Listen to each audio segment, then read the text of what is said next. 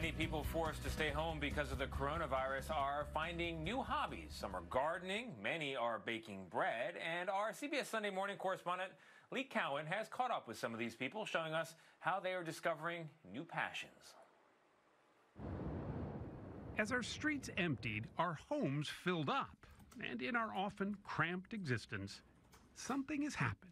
From sidewalk art to surrealism, COVID-19 has tapped a creative nerve that many of us never even knew we had. It might be dance, it might be baking, it might be designing a garden.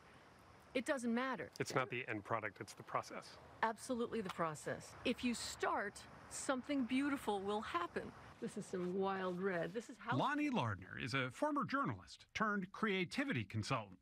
Before the outbreak, she was helping business executives self-explore through art. you need two things, a desire and time. And a global pandemic just gave you the time. It's not just about filling the time, no. Like learning to play ping pong by yourself or taking up knitting. Those just have found something that feeds their soul. For St. Louis designer and photographer Trena Travis, it was soil where she found solace. There is a certain joy in just getting your hands dirty. Oh, and I've got the nails to prove it. Right? She spent the shutdown creating life where there was none. A garden, side by side with her son, Henry. I don't get a lot of one-on-one time with my son. And, oh, look, I'm getting emotional. It's really been wonderful for me. To have this time with him has been priceless, honestly. We'll find out if I'm a good gardener. I don't know. I'm good at building. We'll see if I'm a good gardener.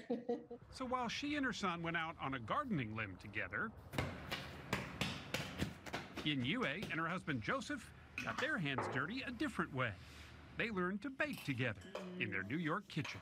But now you have more time to enjoy with each other's company and really do things that requires, collaboration, requires time, requires working together.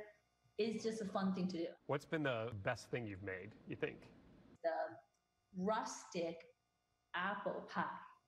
The rustic is the key part of it. So it means it can look a little rustic.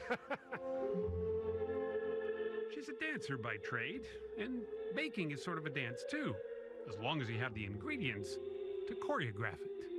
Flour is out. We went to store after store, there's no flour. That's because everyone is probably doing what you're doing. Obviously, people are baking like crazy. Some of those lucky enough to have enough flour and yeast are now just showing off, like this pizza crust turned flower garden. The point, though, is whether it's baking or gardening or painting, you don't have to be good at it for it to ease your anxiety. Happy accidents are the best thing that can happen. We can only hope those creative accidents will be more lasting than the virus itself. Things that are not planned and they just happen because you're there and you're doing it, that's nirvana. That's where you want to be. Especially now. Yeah, especially now. Moment of truth. For CBS This Morning, I'm Lee Cowan in Los Angeles. So I love everything about that story, but Gail, I do want to say a word for the idlers out there.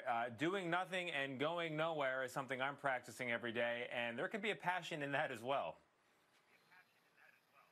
No, Tony, I've been meaning to tell you all week. I've been reading articles about you and Katie Tur from MSNBC, how you're navigating working together in the basement. You guys seem to be becoming very creative down there. I think it's great. Something for us all to learn.